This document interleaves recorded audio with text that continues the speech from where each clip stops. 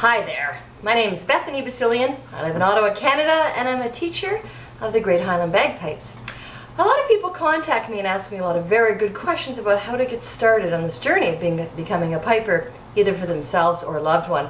Sometimes it's parents asking for kids, or for people that have always wanted to play their pipes their whole lives and they simply don't know how to get started. Well, I'm here to help you with some of your questions and to direct you to the right sites so that you can get more information and even more equipment. So, the first thing you need, the most important thing I think that you might need to become a piper, is a great interest in playing the bagpipes. When people want to start when they're very young, I've had children as young as 4 and 5 show interest through their parents about learning the pipes. I often recommend a couple of alternatives while they're getting big enough to pick up a chanter and learn to play. Those two things would be listening to Scottish music as much as they can, be it at home or in the car.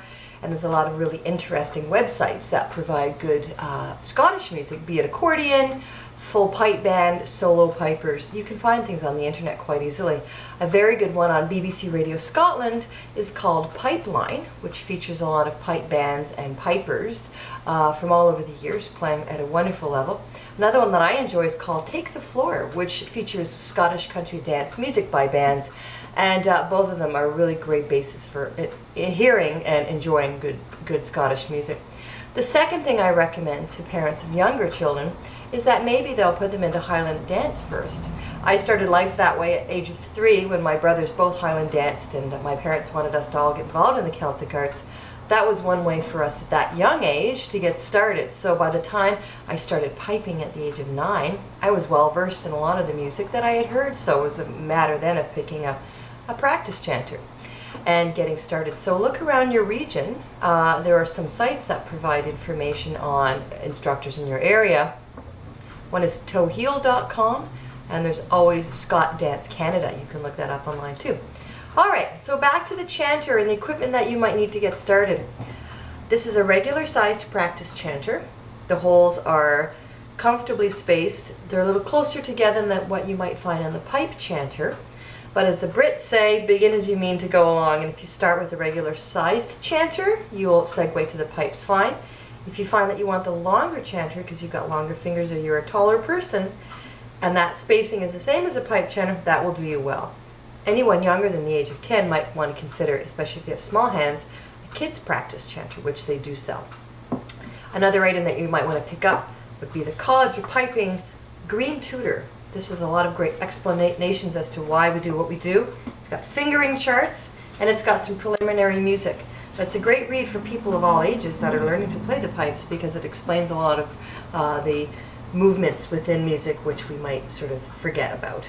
I encourage all my students to have a copy of this or read through it if they're more seasoned players, because there's some tips and tricks in here that we may have forgotten along the way.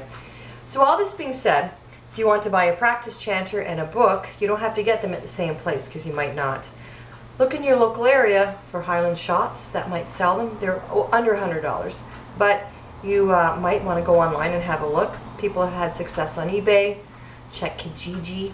And there's also Ben Braggie House in Hanover, Ontario, which supplies a lot of pipe bands in the Ontario region with equipment. But depending on where you are, if you need help, all you have to do is email us at sospb@sospb.com so that we can help you select your equipment. After you've got your chanter for a while and your book, hopefully you have a tutor. If not, I'll be your tutor. And then you can look at buying bagpipes later on. That is a whole other separate issue, which requires a bit more time and thought, and that's something that we can get into later on. So, that's how you can get started. So I hope this has been helpful. If you want to email me, Bethany Basilian, at either sospb@sospb.com, which is the name of our pipe band, Sons of Scotland, or you can contact me at bethany.bagpipes@gmail.com. I knew you'd like that email address. So, happy piping and keep at it. Thanks.